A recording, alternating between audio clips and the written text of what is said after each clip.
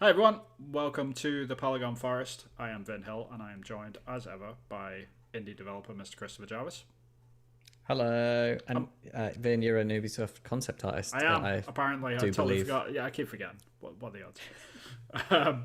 But yeah, this week it's a bit of a slow week. Obviously, like we've had the Nintendo Direct conference, which we're going to talk about a little bit. But Yep. other than that, it's been like in terms of stuff that's actually happening, like not too much is happening, but we are going to fill the gaps with some stuff that's been going on. So yeah, but first, Chris, what have you been playing, if anything? So I've not been playing anything because I want to eke out Ghost of Tsushima, Iki right, Island yeah, director's cut because I want to because once I've done that, I'm in this situation where I need a next gen console now. yeah. None are still available. We're a year later. They've been out for about a year now, and they still can't get them. Isn't that So wild? I'm look. Like just as a principle, like this is probably the first time that's ever happened, where like all the consoles are really hard to get hold of at the moment. Yeah, and it's before the Christmas rush now as well still. Yeah, So we've had that whole time. I mean, yes, they have been available earlier in the year, but I wasn't in a position to have the cash to buy it, but I am now. So yes, I haven't been playing any games, but I've been doing some more of my indie games. So I did a big chunk of that yesterday and posted a video on my YouTube channel, awesome. Acrylic Pixel.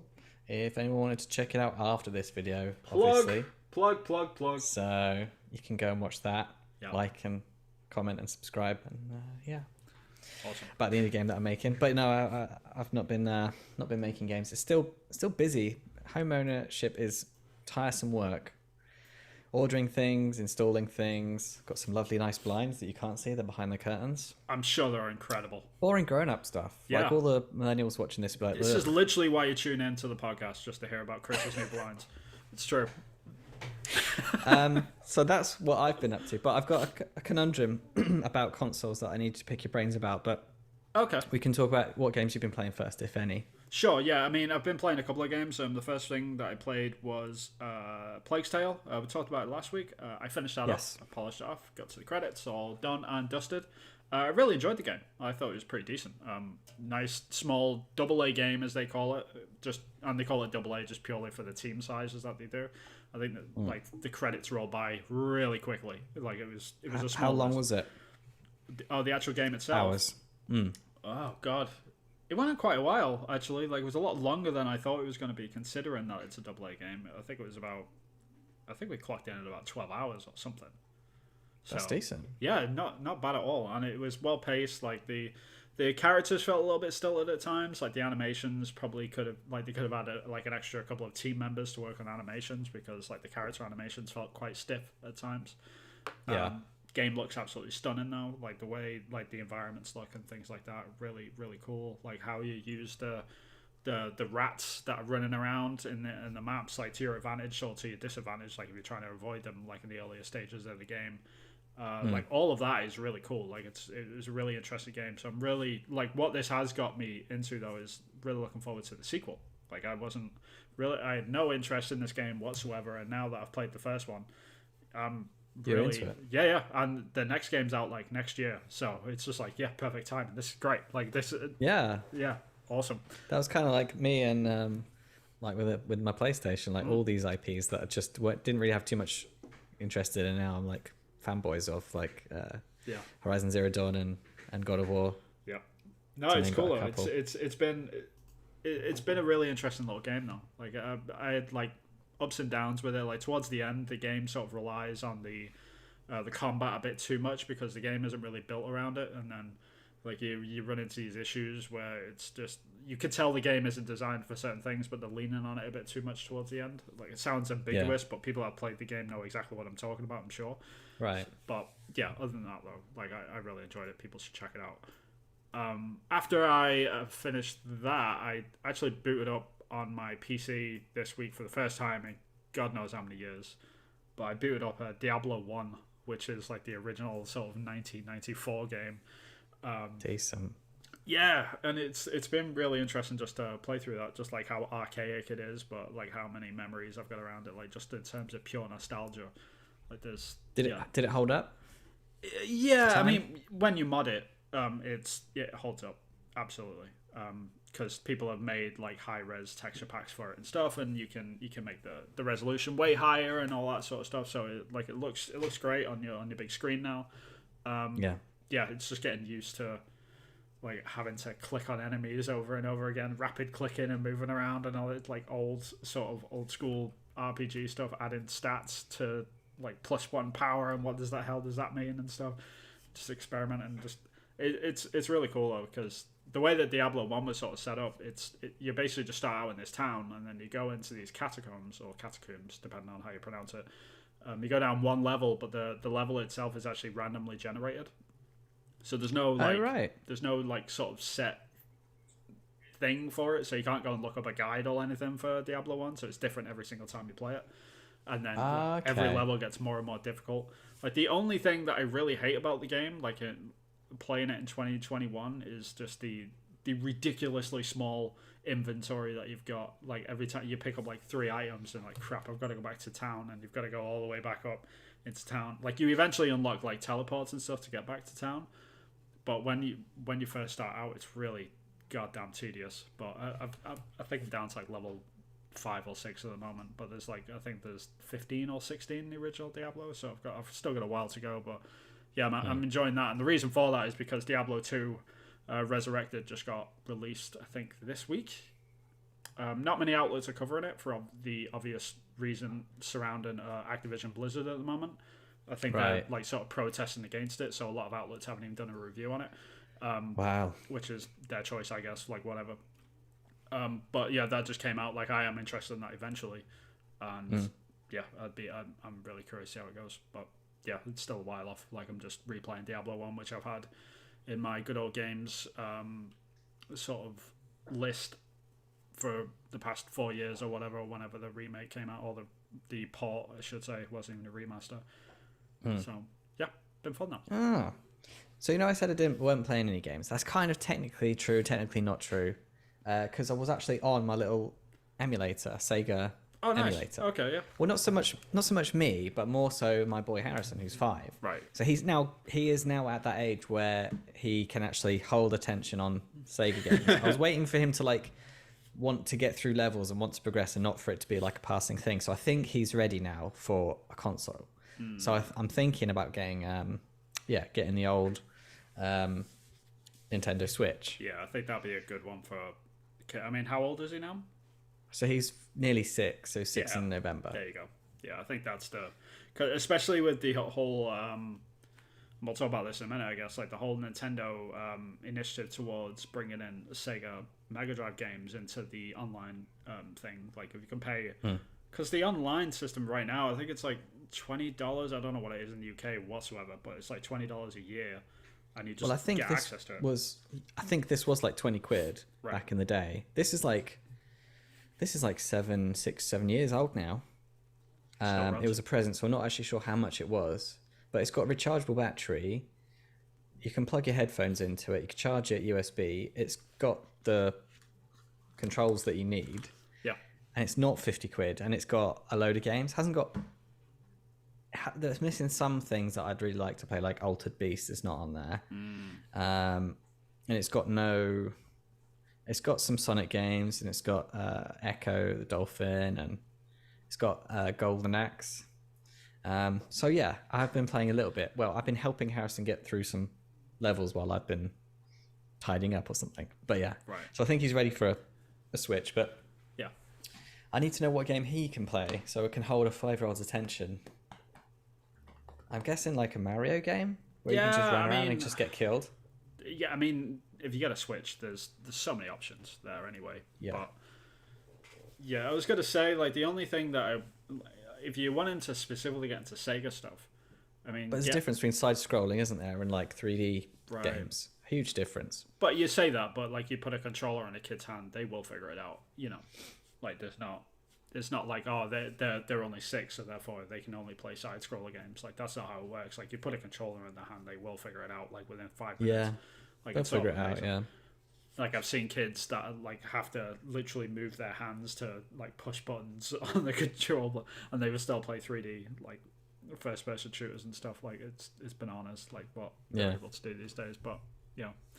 I mean, the only other thing I would say to that, like, if you are thinking about getting something that's Sega related more than anything, then go and pick up a Sega Mega Drive Mini, like the classic edition ones. Yeah.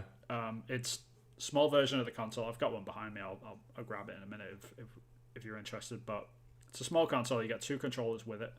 It's got a load of games built in, and if you're so inclined, then you're welcome to like hack it and then put more games onto it anyway, like any games that are missing. And there's a whole like modding community behind that and around that. So like if people are into that, then that's definitely an option. Yeah, I mean, I'm definitely wanting a off the shelf solution, but like, just a load of games to keep him entertained would be a start, because he's watching videos of the games, so might as well play the games. Do you know what I mean? So, yeah, for sure. I mean, like the Switch is very accessible for kids. Like that's the thing. The only downside to the Switch, I would argue, is the pricing on all of that. How much it all costs just to, like, if your kid gets bored within 5 minutes, sort of thing, because kids' attention spans are notoriously small, and if they get bored of one game, then that's another £50. That could be like £50 down the drain. Yep. Yeah. But the online stuff is definitely an option, you know? Yeah, that's true, yeah. And then I could maybe get stuff that I'd be interested in playing it as well. So like the Mario games, I'd be interested in playing those. Mario Odyssey was probably my favorite Mario game since Mario 64. Yeah.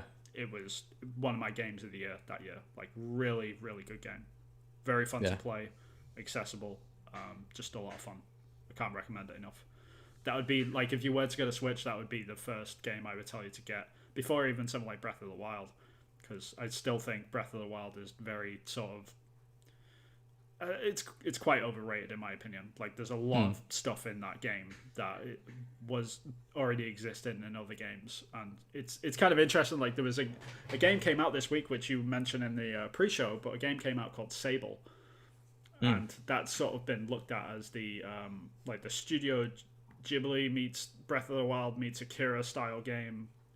That's set in the desert. Akira vibes, definitely. Yes, that's why it looks familiar. Yes. So that game just came out, but it was like I was watching a couple of the reviews for it, and just Breath of the Wild was just getting mentioned over and over again for certain mechanics, which Breath of the Wild lifted from other games, and that really annoys me. You know, when people do that, like the whole stamina bar, like when you're climbing up the side of mountains or whatever. It's like, oh, like another thing that Breath of the Wild had, and it's like Shadow of the Colossus did it in 2005. Like the gliding thing off anything, and you've just got a little hang glider. Shadow of the Colossus, 2005, and it's just it infuriates me when people like do that. So we need to just stop. Like give credit where credit is due, at least if you got the credit's going to the wrong place. Yeah, right. Yeah, so, and a much better place in my opinion. Like Shadow of the Colossus is such a great game, and it deserves like all its credit. And it's not. This is the thing. Breath of the Wild, and it's got enough credit. Like. It's doing fine. It doesn't need any more. Yeah. Exactly. Yeah. Yeah. Yeah. Oh, that's cool. Infuriates me. But yeah. So there was that. I still need to play that. So maybe I just need to do that. Maybe I just need to download Shadow of the Colossus and start playing that. Well, I mean, for your boy at least, I think like I mean, a Switch isn't a bad way to go for kids. You know, like you can't go too wrong with it. Yeah. Yeah, and it's one of those ones where I think it's worth getting now, because especially now that we've had the announcement of the OLED, they're invested in that hardware for at least another few years. So it's not going to be changing anytime soon to a new platform. So it's not going to be obsolete anytime soon. So they're gonna keep it going. And to Nintendo's credit, well, not credit. I don't know if it is to their credit, but what they tend to do and what sort of the pattern is for Nintendo anyway, they tend to hold like a medium for at least 2 generations. And what I mean by medium is like the card types that they take for the games. So like the Game Boy Color used the same cartridge as the original Game Boy, and then that's true, yeah. And then the DS took the same card slots as I think the 3DS could accommodate the same cards into that as well. And then the Wii and the Wii U used the same. I think the GameCube and the Wii could both use the discs. And then, so it goes on and on, but I'm guessing like even when the Switch 2, whatever it will be called, you know, Yeah. the Nintendo Swipe or whatever the fuck it'll be.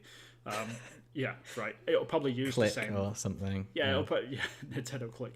It'll probably use the same cartridges anyway. So Yeah. So That's even true. if you do invest in a Switch and all the games, then there is that. Yeah. The one thing I will say is, and it's the only console that I am not all digital for, but do not buy digital versions of games on the Switch, just purely because I think it only attaches to your one account onto that system. So if you lost that system and bought a new bought a new Switch and set up your old account onto it, you wouldn't automatically just be able to access all your games anymore. It's sort of locked to that old device. So Locked it to the device. Yeah, so don't buy digital Yeah. from Nintendo. And the good thing about buying physical is that it's a really good resale value. Resale value, So, yeah. yeah, that Okay, would be that's my good advice. advice. But yeah, Okay. Mario Odyssey, top of the list. Yeah. Yeah, I will do that. Definitely. But it's so weird because I've got this huge backlog of games, but I've just not been in the mood to sort of play any. Maybe that's because of there's not much gaming news. I'm not getting hyped up video games wise. I don't know. Yeah, Maybe it's because I can't find a console and it's frustrating, and I'm like, I'm trying to justify that I need one because I'm not playing that's fair. the old one. I don't know. Who knows? But Yeah, no, I see that. I mean, I've been through a bit of a dry spot with video games recently as well, and it's just I'm not sure what it is, but I think it's just been a bit of a weird year anyway in general. So it's like all the stuff that has come out in drips and drabs. So we'll see. I'm sure it'll pick up. we shall see. We need some inspiration. Let's jump into the news stuff to see if there's anything. Wet our whistle. Sure. I mean, the main thing yeah. obviously is the Nintendo stuff, which we sort of Nintendo. touched upon a minute ago. Yeah. But And the 8 people that watched that video. yeah, we did put out a reaction video if you are interested in that. So like, go and check that out if you're into reaction videos. We just talked over the commentary. Yeah, there's about a half hour of like, debrief afterwards as well. So we talk about it afterwards. It's longer than the actual show. Now you've had some more time to digest that. What are your takeaways and reactions to how the media have reacted to it as well? Does that sound about right? What the media's reaction has been? I mean, same as always, I guess. Like it's no secret that the gaming outlets are very, very biased towards Nintendo and anything Nintendo do. I've seen like a few headlines from major outlets just being like, Nintendo's incredible direct, like it was an amazing direct and stuff like this. I'm like, I mean, it was good. It wasn't bad, but incredible. Is that what we're going with? Is that the adjective that you went for? And it's I don't know. Like I don't know if I agree with it being the greatest thing in human history, sort of thing. Like I wouldn't even consider it impressive, but it was certainly a decent direct. I thought the news around the Switch Online stuff was really exciting. That was cool. Yeah, that was exciting and new, a bit left field, interesting. Yeah, and then questions around the prices. I'm more interested when Nintendo actually do something that's different to what Nintendo normally do. Like that's the stuff that interests me. It's like, okay, Nintendo are doing online stuff and they're doing a subscription-based service where you can opt into it and you can play all these cool old games, which they don't really have a history of doing until recently. Like this is interesting. This is exciting to me. It's fresh, yeah, definitely. Because they're trying things which other companies have been doing for years now. So it's nice and refreshing to see Nintendo do that sort of stuff. But the things that people are reacting to is just like Chris Pratt being Mario. Like that's the main headline, right? The huge memes involved in that, like there's the one where it's the start of Guardians of the Galaxy where he puts the headphones on, is singing around the cave, and he puts the Mario hat on, and then he's instead of kicking the rats that are in Guardians of the Galaxy, he's kicking like Goombas, Wampus. Whatever they that's hilarious. Which is brilliant. I've got my own idea for like a GIF, a Chris Pratt Mario. Ahead. Yeah, tell me. Go on. It is. It's the meme in Parks and Recreation where he does this face, where he does that face, right. except just with a Mario hat on and a mustache. Yeah. So if anyone's not made that yet, I might give it a crack if I get a free minute. But this next week's crazy for me, so I won't get time.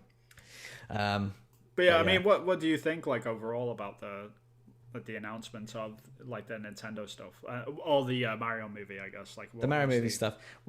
Well, we talked about this briefly in the pre-show. Yeah, the way I see it is like throughout history, we've had the Mario live action movie with Bob Hoskins. Yeah. Was it the late 90s? Was it? Yeah. Early my 90s, brain mid-90s? has sort of tried to eject that out at some point, I'm sure. So I can't remember. Yeah. Like the It was exact some date. time. Yep. And my boy Harrison, who's 5, loved it, which is crazy. He watched it recently. So it stands up for a 5-year-old that has some knowledge of what Mario is. Because he's seen the games being played and he's seen some of the cartoons. So that's kind of my takeaway for this new film. Whereas, it won't sound like an Italian guy. It won't sound like the voice actor that does the original Mario is going to be in it in cameo, is popping up. Yeah. But we're guessing that Chris Pratt is going to use an American accent for this film. He's not going to try and put on an Italian accent because that's... I don't know if that would be culturally funny, insulting, insensitive. or... Yeah. Yeah. It's just not the time. So that's where we are. So it's going to be an American Mario, we think. And my takeaway is I'm going to take Harrison to the movies. Harrison has got some idea of what Mario tropes are. He's going to enjoy it probably because it's going to be funny. Yeah. Even if it's juvenile, I think it'll be worth it. And it's a tactic that's as old as time. Get the big name actors in with a massive price tag to get the parents to buy the tickets in the first place. Right. Yeah. I mean, I think that's the it'll main probably drive. be fine. It's going to be. The market's in the movie to people like you, so you're going to take your boy to see the movie to sort of introduce him to this culture that you've grown up with as well. I think the exact same thing happened with the Sonic movie. The exact thing. Yes. Same thing. It was just a bunch of dads basically that were like, I'm going to take my kids to see that movie so they can understand and stuff. And it's really funny to see like the exact same sort of reaction from the Mario thing. I think Mario has got a bit more of a cultural shove than Sonic in that respect, but Yeah, I would say so. Yeah. So it's going to be fine, but it's the 20, 30 somethings that are like used to seeing Chris Pratt do X, Y, and Z, and then he's doing something left field, and it's combining two things that they love, but just maybe not in the way that they would want, but it's not for them. Sure. It's for the little kiddies. It's for their... Yeah. I mean, So the same thing happened with the Detective Pikachu movie, which everyone heard that Ryan Reynolds was doing that voice, and it was like, really? Ryan Reynolds as Pikachu? I mean, he's funny as Deathpool, but like with Deadpool, but why the hell would he do Pikachu? As a little electric mouse, who knows? Yeah. Right, and it worked. It got kids through the door. That's what happened. And right. Yeah, you're right. It got kids through the door. Like that's the best expression to sort of go with on this, but it's one of the only times you can use that without getting right. I am morbidly curious about this movie though. Like I'm not interested in it whatsoever. Like in terms of like an entertainment viewing sort of thing. Like there's only so. I mean, it's Mario. Like the trailer will be enough for you, I think, won't it? Yeah. Right. There's only so much it can do for me as like a 34-year-old like dude sat in his house, playing really like heavily morbid games like The Last of Us Part 2. Like, am I gonna go and watch the Mario movie? Like I'm not too sure like if I'm the right audience for this, and rightfully so. I think it is for kids. So I'm trying to take everything with a grain of salt, but I'm not up in arms about the Chris Pratt thing. I think it's more funny than anything. It'll be great. I'm sure it'll be fine. And because of we just know from who the cast are that they're going to be taking liberties with the lure, and it's not real anyway, so they can do anything. And the 90s live action film, that completely...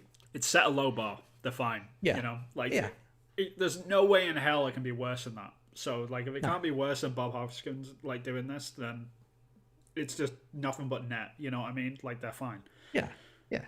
I mean, they've got the Sonic... Because the Sonic movie was quite good and it's got a sequel and things, they've got that bar to go against. They do have expectation, for sure, but the talent involved are pretty good. But the voice actor they did to Sonic, I really like him. I can't remember his name.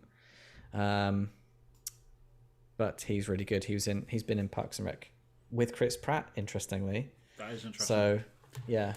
Yeah, he's a comedian. That is the question. Will Sonic rock up during the Mario? And they have a little race at the Olympics. Yeah, I see.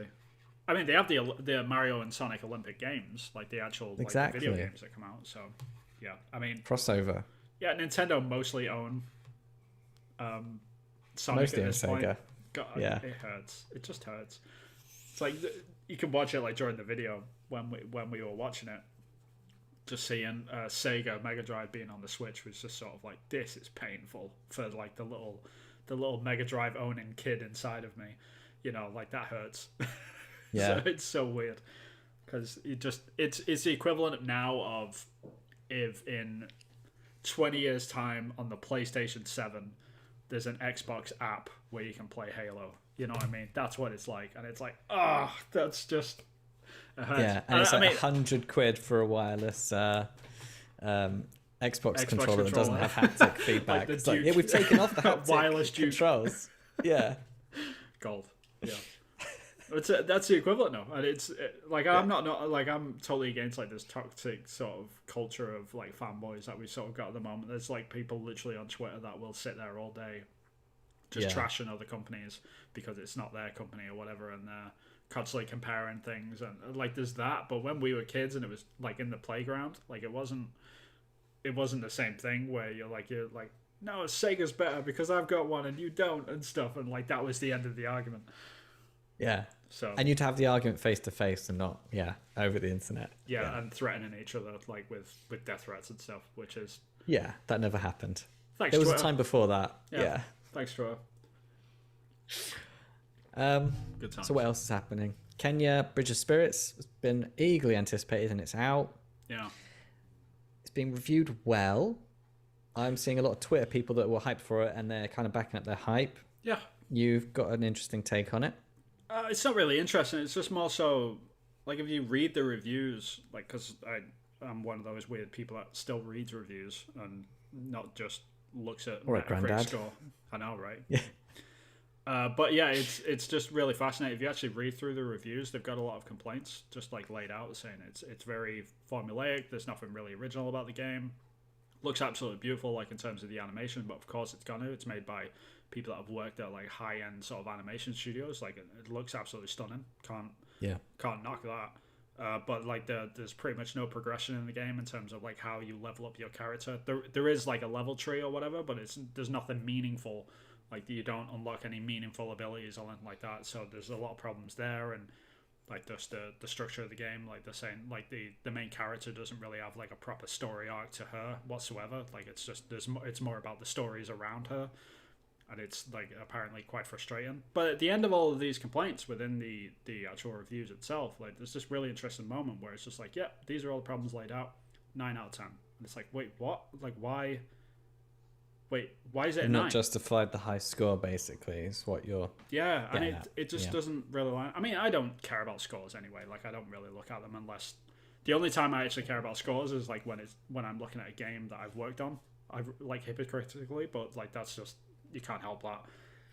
But just the way that the scores are set up for this game is really... Just don't line up to the words. It's really strange. Today, I watched the girlfriend review of Deathloop. And you know how well that's been getting reviews? That's been getting like 10 out of 10s. Yeah.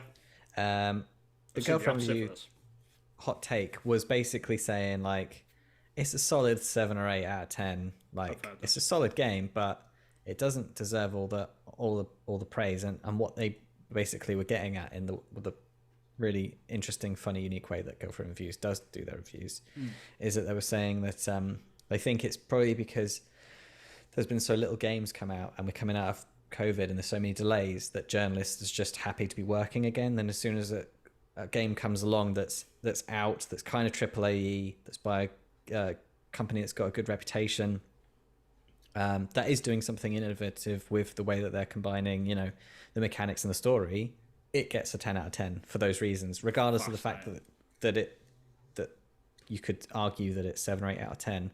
Just those reasons alone are giving it that.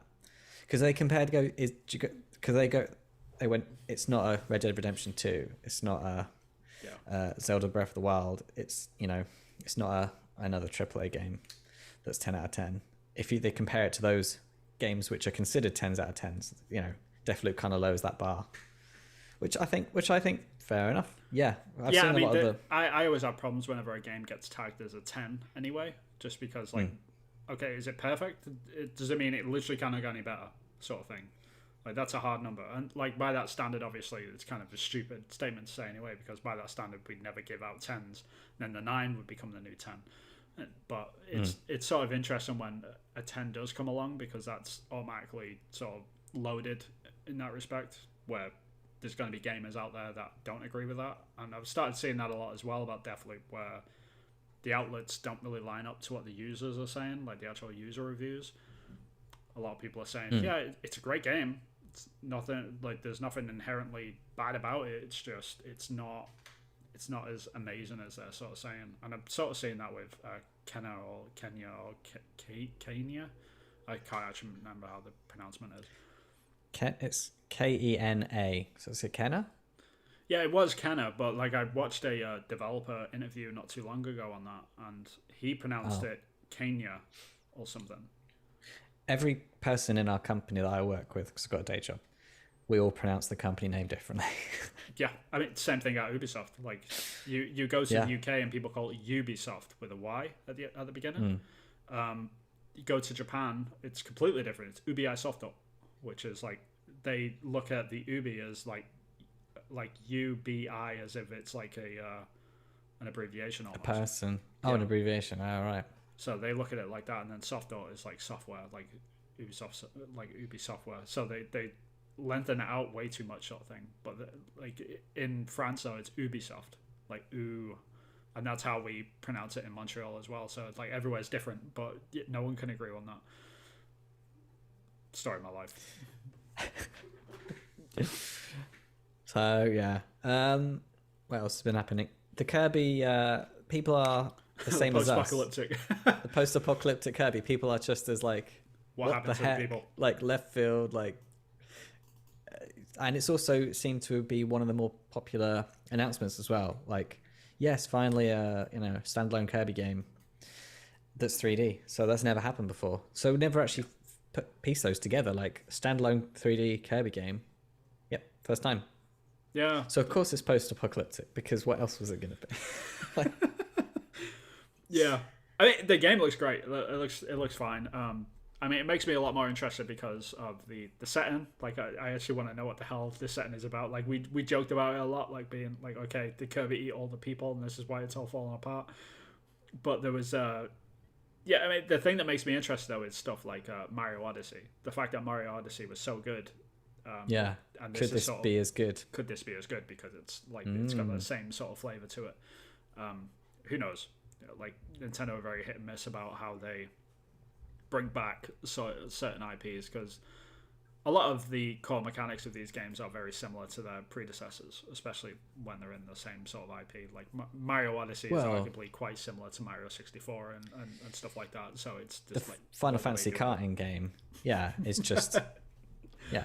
It's just but Mario that's been Kart, done before. just with Final Fantasy. But that's been done before as well. Chocobo Racing was on the PlayStation 1, I think. So was it Diddy Kong was the first racing one to use an IP and put it in go-kart form? It might have been Mario Kart, like on the SNES. So it's gone back a while. Yeah. There's a load of people that have done it though. Like the Crash Team Racing obviously did really well in that space as well on the PlayStation 1. Sega fan base for that. The Sega Sonic Racing. Yep. That was really good. Was that Ninja Theory? I think so. I know it was a UK team. It was a UK team, yeah. I can't remember. They did a good job there. Yeah. I can't remember. But yeah, that was good. So yeah, the Nintendo Direct stuff, the Kirby. Yeah, I'm looking forward to that. And it's good that the press has kind of taken that as well. Yeah, I think because they needed something new as well. Like I'm always happy to see Nintendo. Like even if it is an old IP, like the fact that they're doing 3D now is sort of like that's good enough. Like that's the best I can hope for from Nintendo is in terms of like new stuff. Like because that's like Nintendo are heavily reliant on nostalgia in that respect, and rightfully so. Like that's their market, and people. That's why people love them. That's why they tune into the directs. So it's great that they found an audience for that. But like for me, as like a person that isn't that heavily invested in Nintendo, it's nice to see them like this is as far out as they're going to branch, sort of thing. So it's cool to see this at least. And the press hasn't picked up on Bayonetta's bum. Well, they won't. Why would they? The only thing I've been seeing about that in Twitter was being like "step on me, Bayonetta, mummy," you know. It's so weird. It's just so weird. Like the whole post. Yeah. I mean, we talked about this during the direct, but the whole post sort of Gamergate world that we live in, where everyone's like, yeah, let's respect women and respect equal rights and all that sort of stuff. And then there's so you're allowed to sexualize women as long as they're being strong sexually dominant. Yeah. But at the same time, we get Mario games, and in the Mario movie, there'll be the damsel in distress, like as Princess Peach, and then in Breath of the Wild, which is rated like the best game of the last generation, or of this generation so far at least, depending on which system you're looking at. But even there, like you're there protecting, like you're trying to save Zelda again, like Princess Zelda is stuck in a castle, and you've got to go and help her. Again. It's like Taken 3. It's like, really? Yeah, and all of this like combined with the juxtaposition of like let's lift up women and give them like they should have equal rights and all this sort of stuff, which I 1000% agree with. But it's just the irony of it all is really fascinating to me. But yeah, I think it's a dynamic that will never die out. But I think there's things that there's definitely way more that can be done that isn't being done that can be done. With the whole damsel in distress thing. Yeah.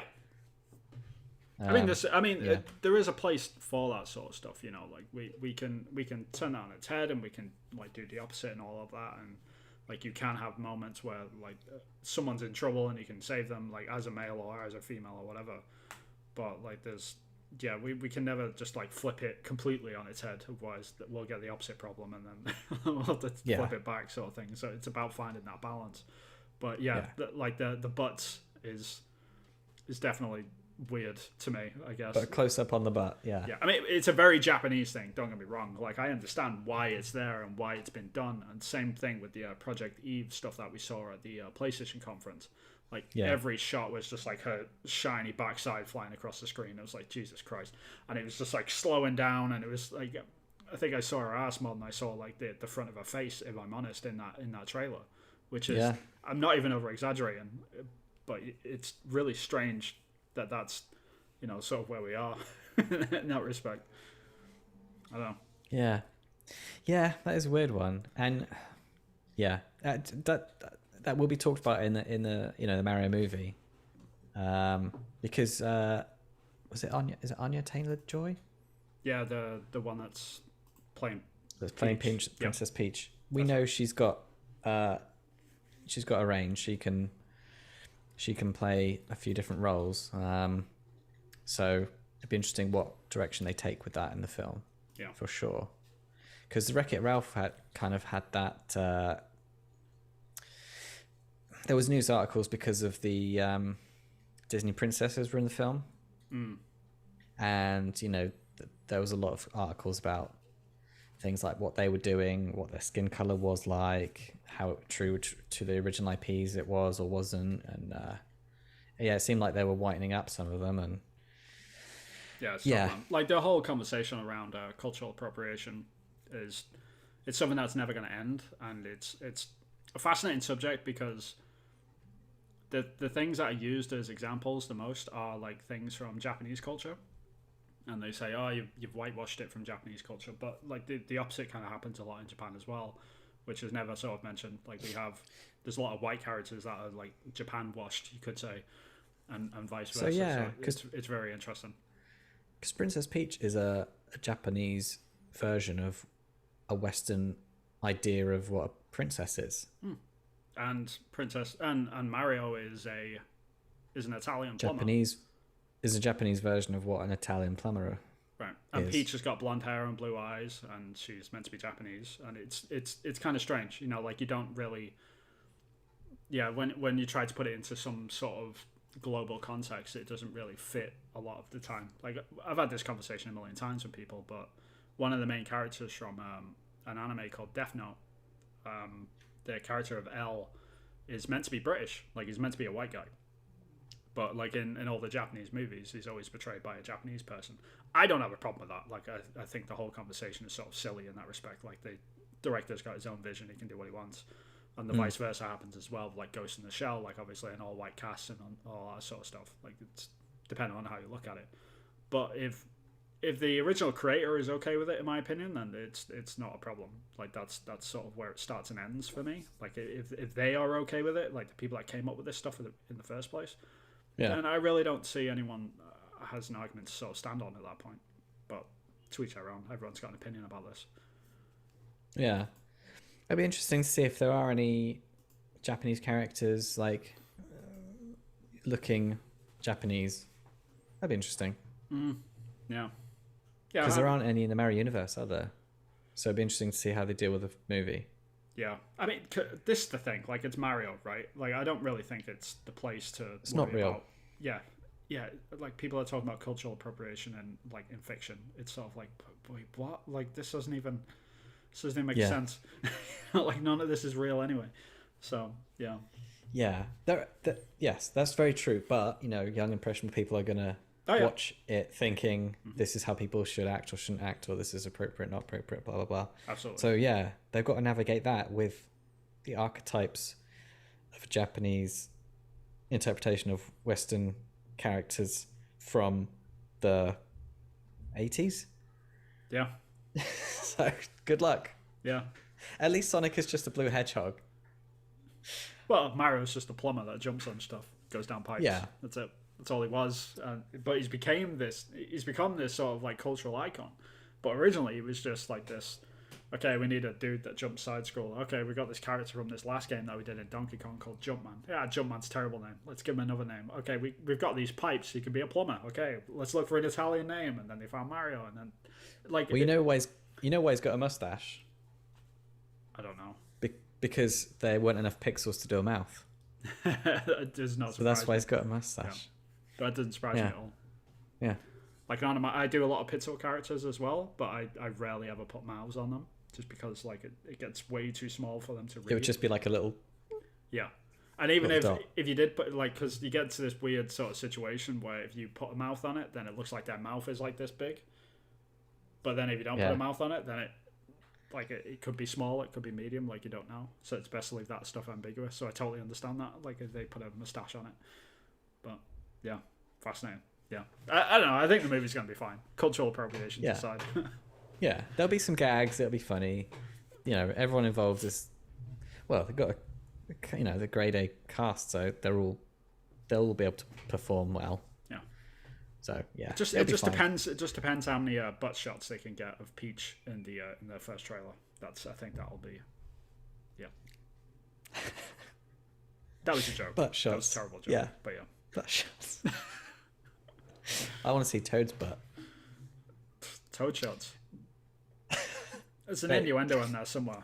It's got to be. That sounds really, really wrong. Check out that shell. I don't know. Anyway, check out those Toad shots.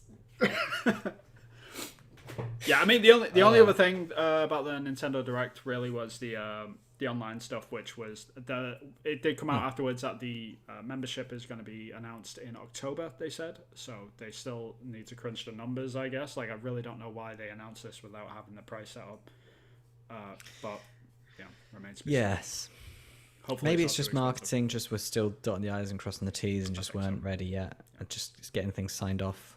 Well, they sometimes announce these things early just to get public interest as well, because everyone will be talking about this on the forums and they'll be like, okay, now they'll be able to assess what all these people are actually predicting, or like what are they willing to pay for this sort of thing, and then they can sort of like extrapolate from that. They might already have a price somewhere in the back of their head ready to go, but like there's a good chance that they're just waiting for feedback from the fans to see how much they are willing. Because there's a lot of discussions online right now saying stuff like, oh, if it's X amount, then I'll pay for it. If it's Y amount, then I'm not going to pay for it. And they'll sort of take notes on that and they'll figure it out, I'm guessing. Yeah. Oh, there's a new Rainbow Six Siege operator. Oh, yeah. Do you know about this? Yeah, probably. I don't want to say which... Ossa. Yeah, okay. Yes, I'm reading it on... I'm reading it. So the fact I know about it means it's, I mean, I announced. obviously know about I know about all the operators because I'm working on the game. But yeah, it's sort of Yeah, yeah. that's cool. So engineering prodigy from Croatia.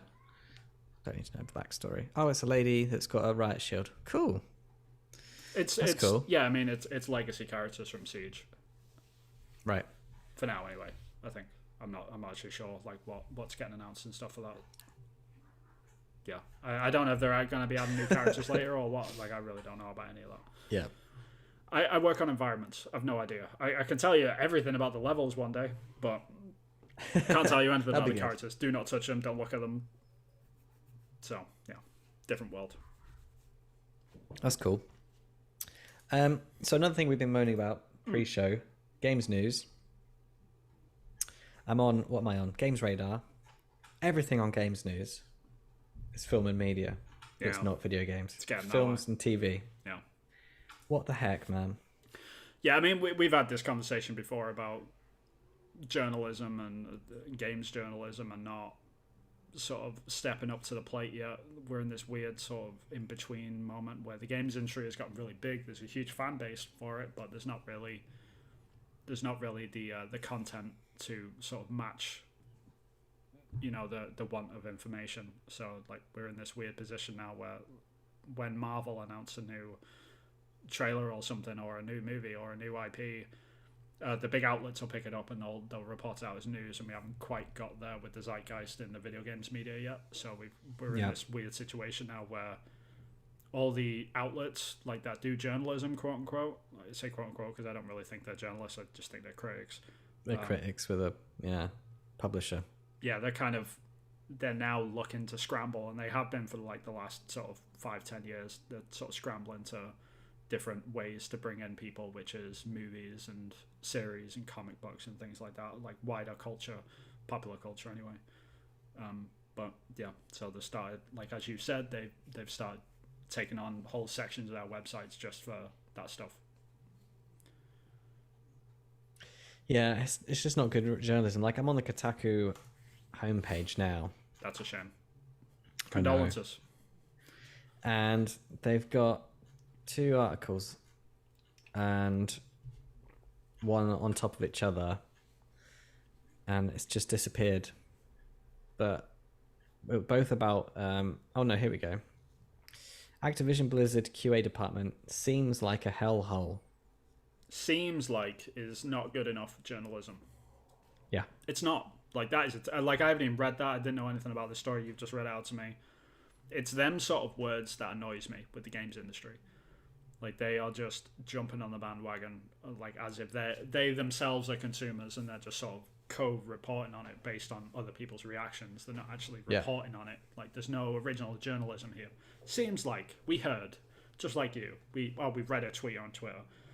Must be terrible, stuff like that. And it's that sort of journalism which is it's worrying, man.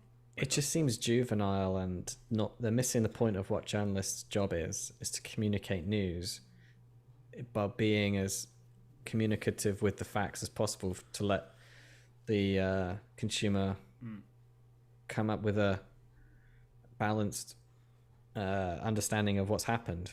Yeah, they don't report facts. They report their opinions, which is like this is the problem that we've got with like real world news when we've got people like CNN and Fox News like reporting stuff which is just like completely opinion, like rarely like little bits of facts sprinkled in, but it's so like opinionated that you form an opinion based on what they've said, rather than like if you go and read something like DAP, or if you read something like even like BBC News, which like is a little bit biased towards one side or another, but even then they just list out facts, quotes from the actual people that they've spoken to, more facts, that's it. Like there's no like opinion pieces, like, and if there is an opinion piece it's clearly labeled opinion pieces.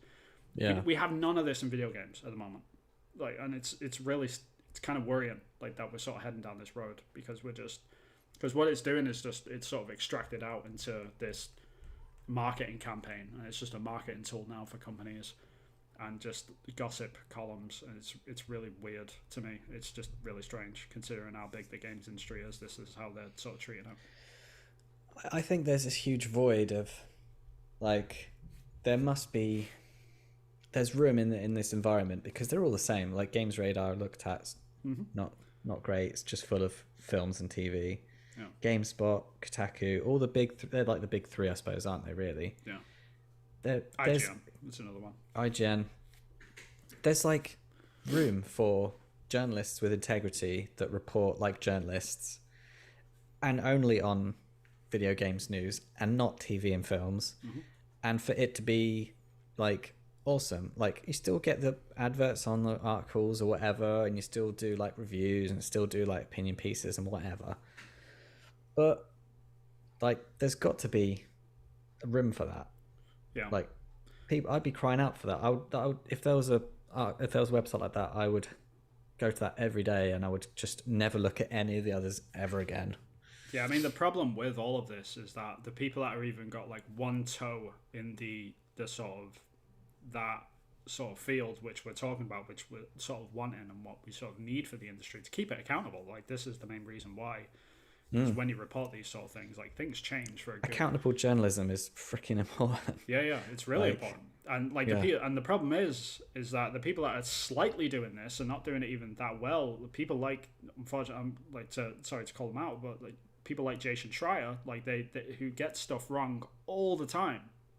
But because he's like slightly towards like the better side of it, like he might be the best games journalist in the whole in the whole industry. He might be. Yeah. But the best games journalist in the games industry is still subpar. You know what I mean? The bar is still too low. Right. He gets a lot of information out that other people don't, so he's definitely got that. Yep, credit where connections thing and information. But he still sprinkles in his opinions all the time in all of his work, and it's really dangerous. Like when he does that, because it's just like he's constantly got this sort of weird shift and opinion about like how the games industry needs to unionize, even though he on Twitter.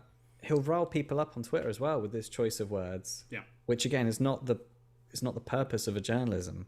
Right. Like, and you can't, like when he does, you can't even say that he did it by accident or like he didn't mean it that way. He's a journalist. He's a writer.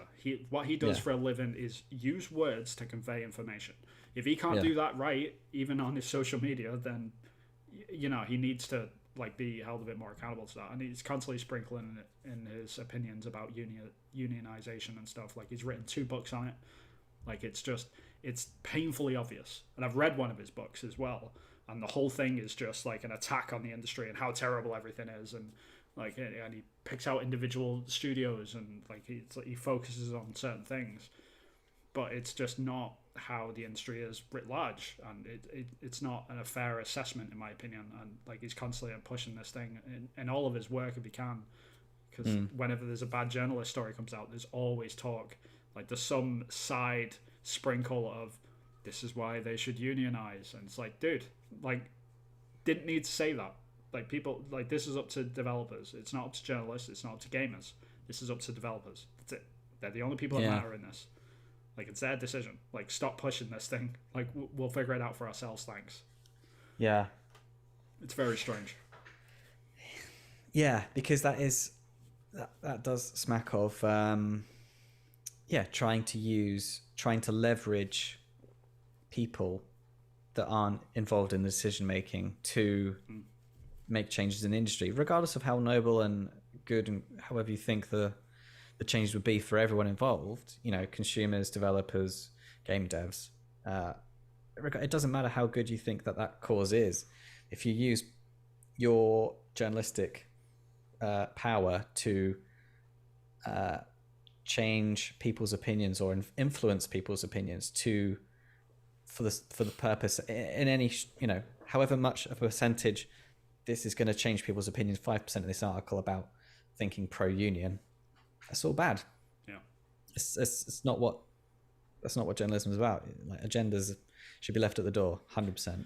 Yeah, I mean, it's like journalism is for facts and reporting facts. It's not there to report on your own opinions. Like impartiality is the most important thing about journalism. Yeah, I mean, you can write opinion pieces if they are labeled as such. You can do an opinion piece. Like that's why websites and newspapers and stuff like that has opinion pieces, is because like, okay, we're going to put facts to one side for a moment and just talk about like what feelings are and things like that, which is important. It's just when they merge together it gets really dangerous, and we see that from things like, I mean, you just look at the wider world in terms of like the news industry and how Fox News and CNN is literally pitting people against each other in the United States, and the same thing happens in the UK with obviously with the Daily Mail and things like that. And it's GB just, News now as well. The news, right. the TV channel GB News, is which is dangerous because it's not just about them anymore. It detaches, like the news sets opinions into people, and then the people like have this sort of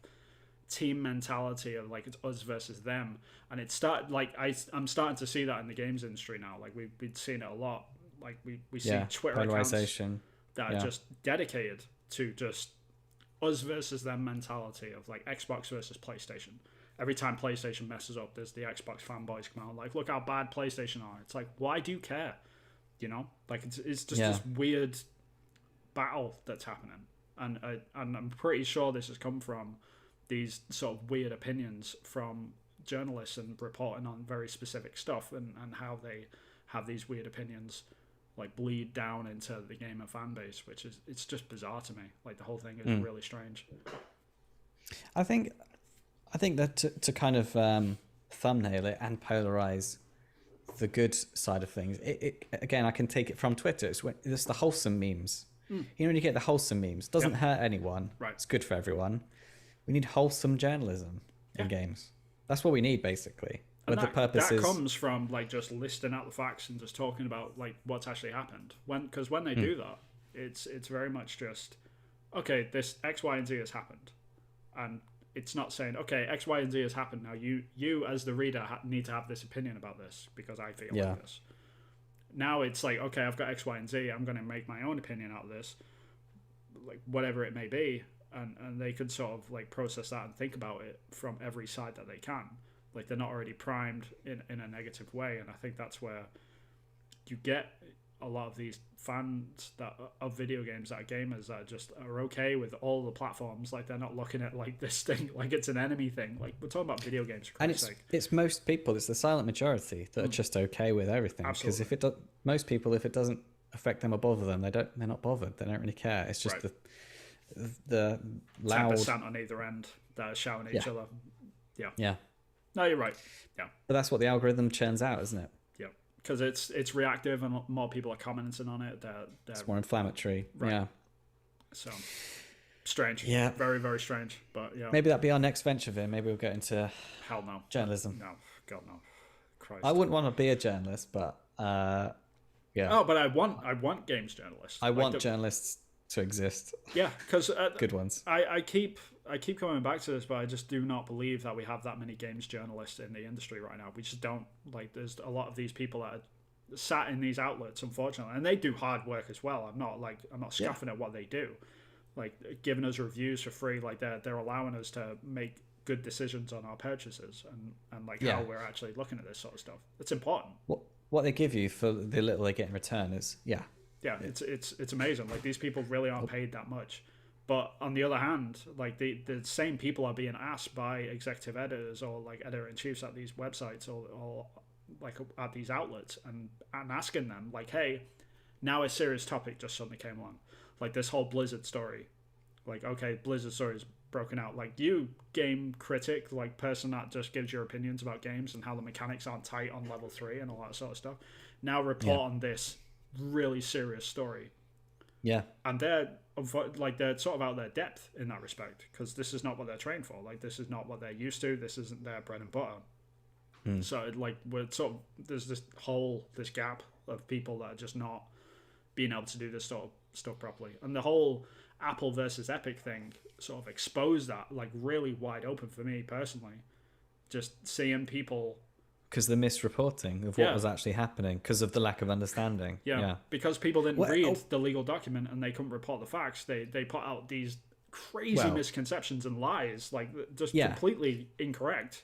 It was either incompetent lies or lies for a purpose of misleading. Right. And either way is bad because now the majority of people, like if you ask the average gamer, okay, what happened during the Apple and Epic thing? Well, Apple lost, obviously. Epic won.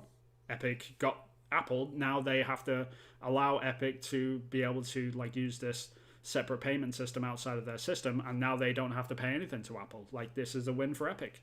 That's what everyone thinks, and it's like, that is completely the opposite of what happened. That is incorrect. Epic still have to pay Apple. It's just through different means now, and that's what the court decided. It's just no one read the court filing in its entirety, because it was 180 pages long, and it was too long for the average journalist that's like, I've got 3 other game reviews games to do, journalist, and I've got to like read. Okay, I'm just going to read the overview at the beginning, which is only 3 pages long. What's the headline going to be? Right. Yeah, and it's fascinating, and it's just like, that's bad journalism, because it's not journalism. They're critics. They're not meant to do this.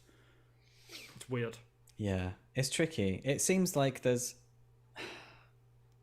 you can't just have. Is there enough of an industry just to have a journalist without doing opinion pieces? That's just the facts, reporting things, and not getting involved in like reviews and stuff, and like opinion pieces. Yeah, it's strange, because I remember, like, this conversation came up a few years ago when a few companies started blacklisting Kotaku, because Kotaku were just leaking stuff every year, and like, I've got nothing against leaks in that respect. Like, personally, I don't like them, but legally, like, I don't think there's anything technically legally wrong with it. Like, they're gonna do, like, that's what journalism is. If someone's not under an NDA and they have the ability to tell people, and they find out, it's probably their responsibility. They would argue that, to tell people, which, to each their own.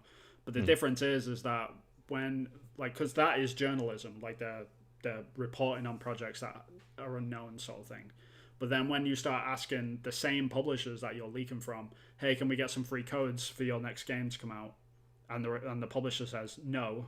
And then Kotaku come out in this big campaign against Bethesda, against Ubisoft. I think there was another publisher, I can't remember what it was, complaining about the fact that, we've been blacklisted, poor us, woo-hoo-hoo. And it's like, pick a lane, Like, if you want to be a journalist, like, you have to expect the fact that you're not going to get codes for reviews, because that's not your job.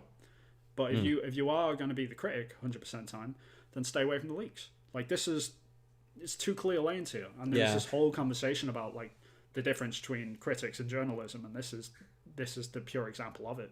So, it's really fascinating. And I'm sure there are loads of people that have the ability to.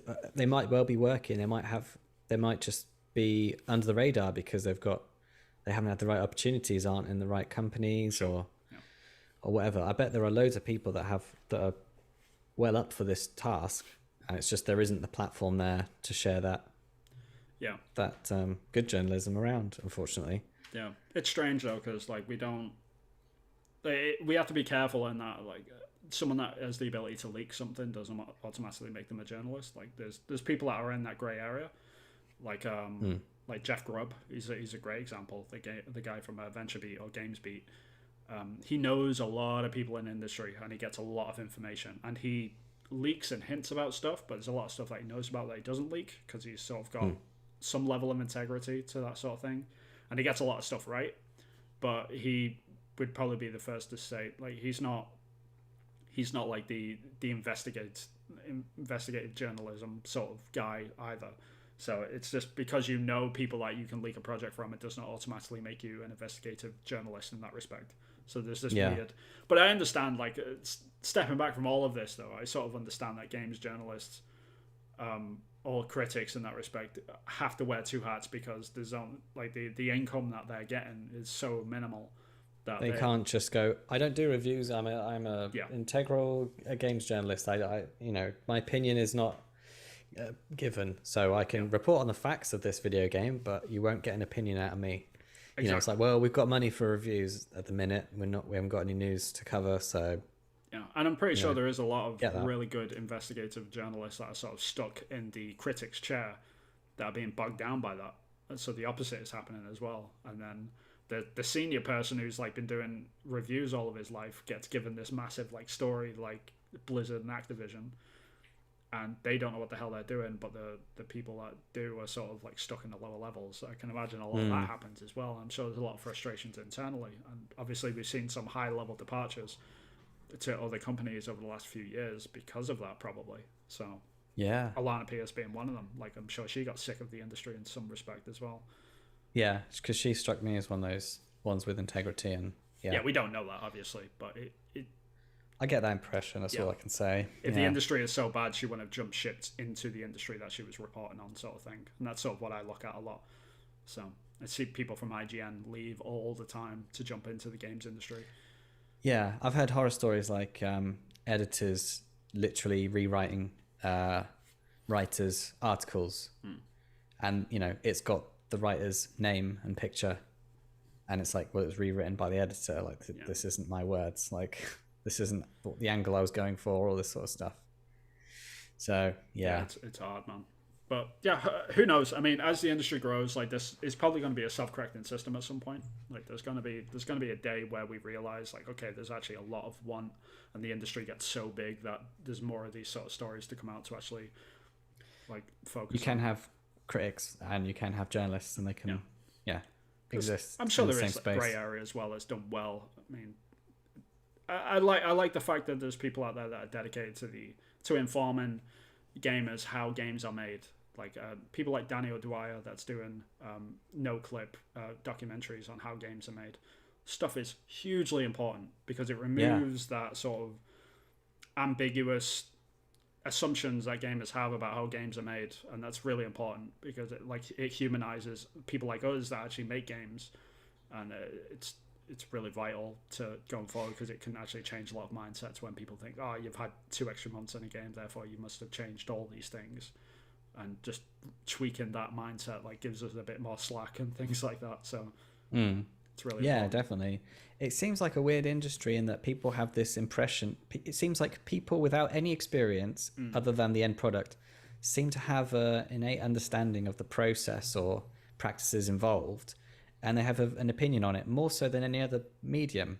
Like, you don't get that with like films or books or film is the TV one I come shows. to a lot on this. Like, you don't get like fans of movies that are sat there being like, oh, well, the director must have talked to his AP and they must have done this, and like they must have talked to the marketing team, and that's why the poster looks like this, and like, oh, the trailer was terrible, because like you don't hear any of this from the movie industry, which is crazy. Like, why do we do this with games? So hopefully we get to that point. It's kind of interesting in that at least it's kind of one of the pieces of evidence to suggest that it's its own industry, it's its own media, it exists in its own right. It's not without doubt. It's not like a film light. It's not like an alternative version of a film industry. It is its own industry with its own quirks, its own fans, its own things. But there's probably some better, nicer examples of how that is the case, rather than weird fans that have expectations of how production works without any experience or knowledge or understanding of being a game dev. Yeah, for sure. I think that's the frustrating thing, because like if you're just an average gamer and you're just consuming like the news and stuff, like you don't know any better, right? And you're just consuming this sort of stuff and like, okay, the journalist must be right. But like if you ask most games developers, like I can't imagine there'll be many of them that would agree that there's that many investigative journalists in the industry right now. So it's sort of like this wall of ignorance, like innocent ignorance. Don't get me wrong. Like it's not like on purpose. They're not seeking this stuff out to be malicious or anything like that. It's just this is the information that they get presented by these massive outlets.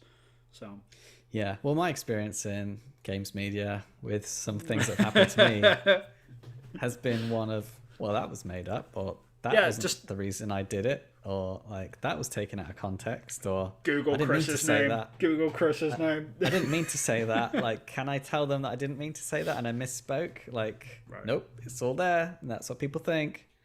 So yeah, you can Google my name if you want to know what I'm talking about. We'll get onto it in an episode, I'm sure, one day. The time has to be. I'm just waiting for something similar to happen, and then we can talk about it. But there's no point dragging it up. For sure, it was like ages ago. But it kind of, it's relative in this context. Yeah, I mean, saying all of this though, obviously, like the people that are reporting on the stuff that they are reporting on, there's still a lot of good journalism going on in terms of like critic journalism, and there are some good investigative journalists out there. I'm not saying it's completely devoid of it.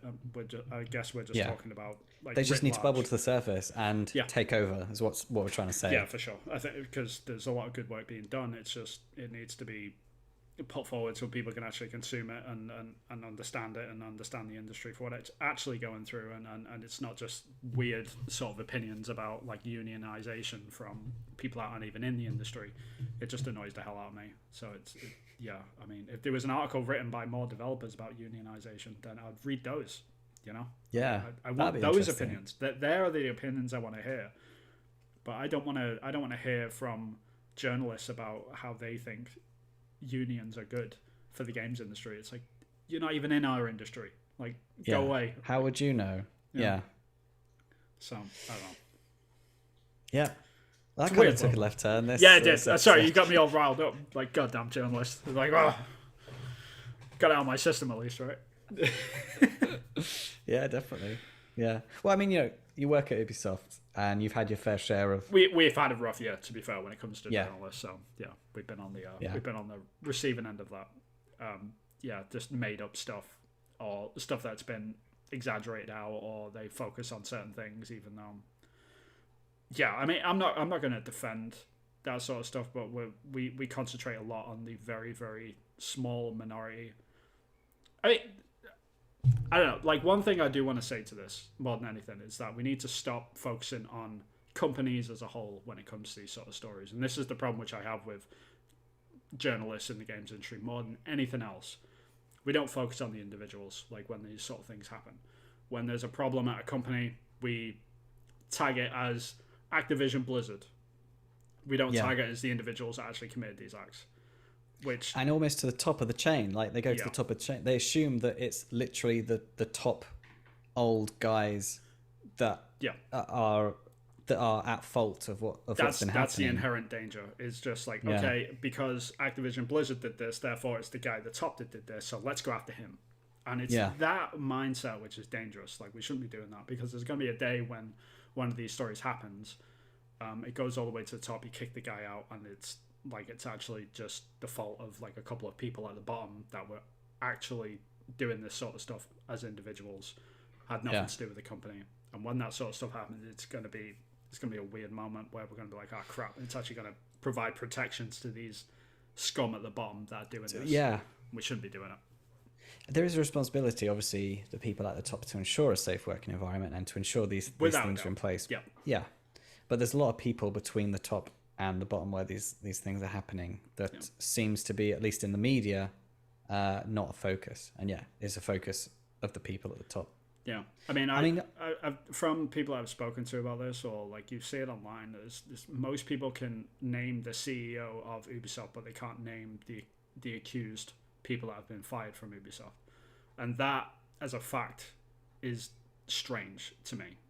Like, the fact that you know the CEO's name and you want him out, but you don't know the name of the people that actually caused this sort of thing.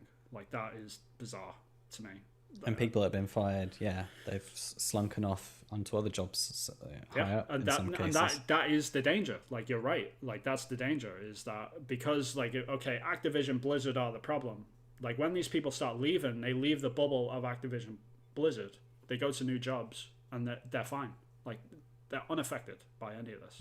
Like, they just carry on next day, no problem. Because that's an Activision Blizzard problem, right? It's not this individual person's problem.